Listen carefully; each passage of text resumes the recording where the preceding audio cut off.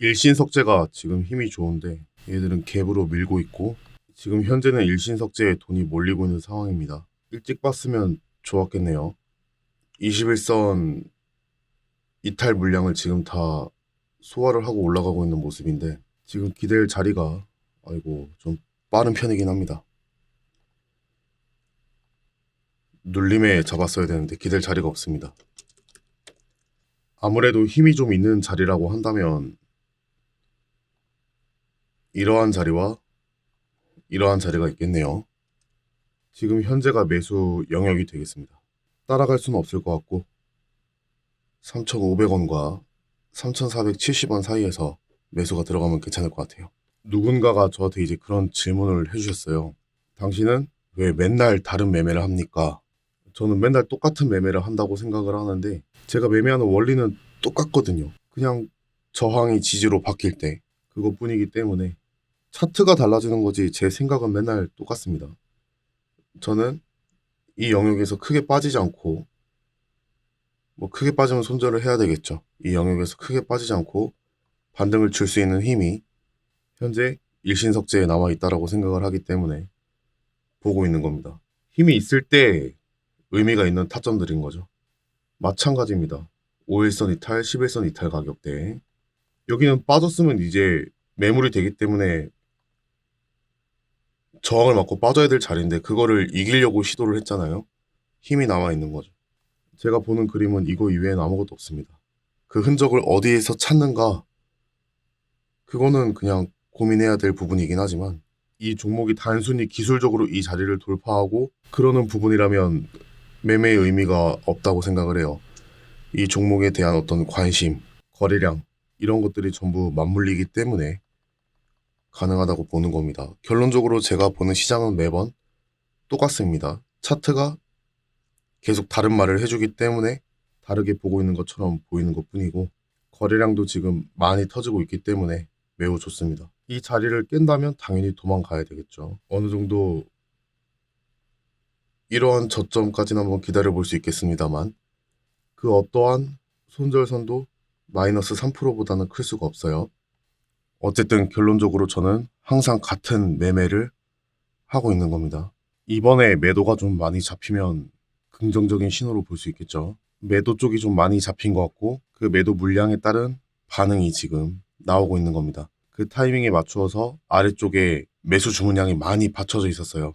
그럼에도 불구하고 사겠다라는 의미가 많이 반영이 되어 있는 모습인 거죠. 그래서 집계가 되자마자 일부 물량이 쏟아져 나오고 그걸 받아줄 만한 어떤 매수 주문량이 이 가격대에 잘 차 있는 모습을 확인할 수 있었습니다. 그러면 이 자리는 지지선으로서의 의미가 많이 강력해지는 거예요. 가만히 멈춰있는 호가창이나 체결창은 큰 의미가 없습니다.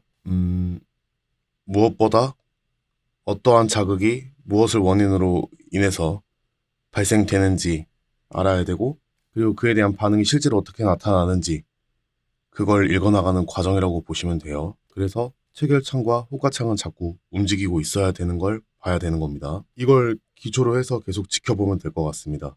매도는 3,600원 이상, 다시 말해서 지금 현재 이 진폭이 그렇게 큰 편이 아니거든요. 그래서 한번 슈팅이 나오면 이 고점을 무조건 돌파합니다. 그렇기 때문에 이 고가 위에서 매도가 나갈 수 있을 것 같아요. 목표는 그렇게 잡고 보면 되겠습니다. 3파 매매이기 때문에 뉴스는 확실히 있지만 3파 연장이거든요. 조정 구간 내에서 일어난 게 아니라 그 밖에서 일어나는 상황이기 때문에 분할 매도는 약간은 지양해야 될 것 같습니다. 그런 큰 선택은 제가 할 수가 없어요. 손절가는 당연히 이러한 저점을 크게 위협하면은 집어 던져야 됩니다. 내가 생각하는 이 자리가 지지선으로서의 면모를 확실히 보여주는지 확인할 필요가 있고 그게 내 마음속에서 나온다기보다는 어떠한 현상을 읽어나가는 과정에서 보여지는 것이 맞습니다. 지금 현재 개인들이 지쳐서 나가고 있는 자리가 되는 건데 계속 지켜보도록 하겠습니다. 가격은 5분선 이탈 가격과 10분선 이탈 가격에 대한 돌파 후 눌림을 현재 보고 있습니다.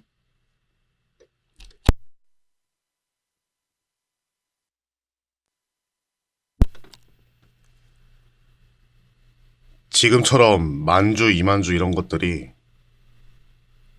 어떤 속도감을 가지고 움직이게 되면 이렇게 반응이 일어나게 되어 있습니다.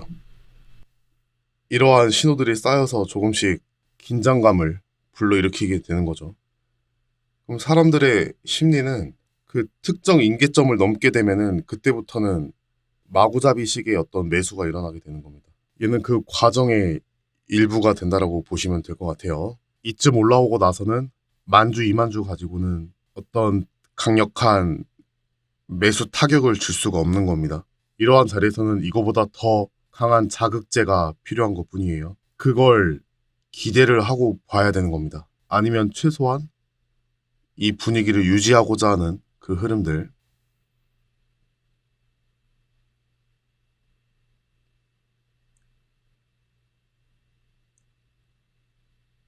자, 3,565원에 도달했고요. 이 위에서 이제 매도가 나가면 되겠죠. 이렇게 한번 강력하게 치게 되면은 그 이전에 사람들은 다시 이 자리를 기대를 하게 된단 말이죠. 그러한 습관이 주가를 조종하는 분들 입장에서는 상당히 이용 가치가 높은 겁니다. 내용을 좀 정리를 해드려야 되는데 다른 걸 잠시 보고 있기 때문에 이따가 다시 한번 말씀드리도록 하겠습니다. 일신석재를 다시 정리해 보도록 하겠습니다. 일신석재 같은 경우에는 일단 60이랑 120은 지금 현재는 필요 없기 때문에 이렇게만 놓고 보도록 할게요. 아마 이 이탈과 이 이탈을 관찰했던 것으로 기억이 납니다. 그래서 이러한 자리에서 의미가 있겠다. 결국엔 이제 그런 이야기들을 했었던 것 같습니다. 항상 이런 케이스들이 많이 있어요. 이렇게 맨 처음에 어떤 커다란 상승을 나타나게끔 만드는 가장 큰 원인은 매우 단순합니다. 이 자리가 만약에 매집이라고 한다면 오늘은 그것을 팔아야 하기 때문에 갭도 띄우고 거래량을 불리는 거죠. 갭을 띄우는 원인에 대해서는 여러 가지가 있겠죠. 아무래도 주말간의 뉴스도 영향을 줬을 수 있고요. 그런 것들이 갭을 띄우게끔 하기에 매우 용이했을 수 있습니다. 어쨌든 이 상승의 목적은 이 종목이 주목을 받기 위함이고 인기에 의한 결과물일 수 있습니다. 그런데 대부분 어떤 중요한 자리를 이탈하게 되면은 그 자리를 저항선이라고 부릅니다. 이런 변곡 하나하나를 저항선과 지지선으로 이야기할 수도 있지만 저는 그것에만 어떤 지지와 저항 개념이 포함되어서는 안 된다고 생각을 해요. 어쨌든 이 종목은 5일선 이탈과 11선 이탈이 일어난 종목이 되겠습니다. 그러면 그 자리는 저항이 되는 거거든요. 그럼 이렇게 올라갔다 하더라도 빠져야 되는데 이 위에서 물량을 체결을 시킵니다. 이 고점에 대한 도전을 다시 한번 해주는 모습이 됩니다. 그렇다면 이 파동 안에는 어떤 에너지가 있다 이렇게 판단해 볼 수 있습니다. 이때 어떤 결단력 이런 것들이 이후에 주가의 의미를 첨가해 준다면 이러한 자리에서 반등이 나올 수 있겠다. 이러한 흐름으로 보는 거예요. 이렇게 큰 반등을 예상한 것은 당연히 아닙니다. 왜냐하면 얘는 3파이기 때문에 그래요. 그 중에서도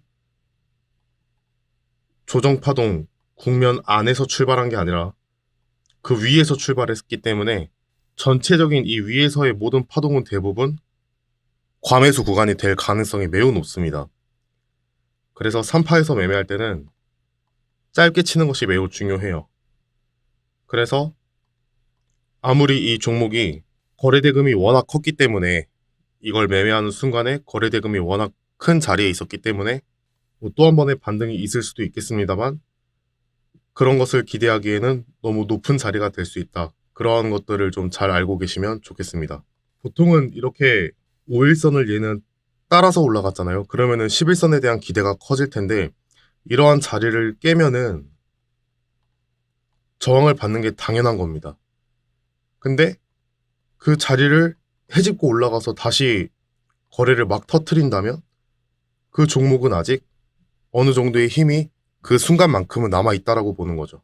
그게 지지와 저항이 뒤바뀌었다라는 개념으로서 볼 수 있다는 겁니다. 그러한 차원에서 이 시점에 이 타점이 의미가 있다라고 말씀을 드리겠습니다. 그 이후에 21선 같은 경우에는 지속적으로 훼손을 하고 이탈을 했기 때문에 어려움이 좀 있습니다. 그래도 공부 차원에서 한번 본다면 잠시 동안 21선을 타고 가다가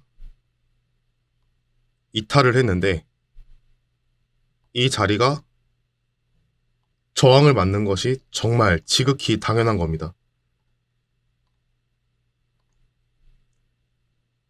그런데 그러한 자리를 강력하게 돌파를 해 주었다. 그러면 이러한 부근에 왔을 때 간단한 단타 자리가 나오게 될 수도 있습니다. 그런데 이거를 지속적으로 계속 기대하는 것은 매우 어리석은 짓이 될 수 있어요. 왜냐하면 얘는 3파 연장 자리에 있기 때문에 그렇습니다. 이 자리에서는 무엇을 해도 항상 위험한 자리가 됩니다. 이 자리는 미리 가진 자들끼리 싸우는 영역이기 때문에 너무 깊은 접근은 좋지가 않습니다. 그래서 빠르게 치고 빠지는 게 유효합니다. 그거 이외에는 여기서 특별히 일봉상의 어떤 5일선 이탈 자리, 11선 이탈 자리, 21선 이탈 자리가 이렇게 있는데 이 위의 매물이 매우 상당하지 않을까 그렇게 생각을 해봅니다.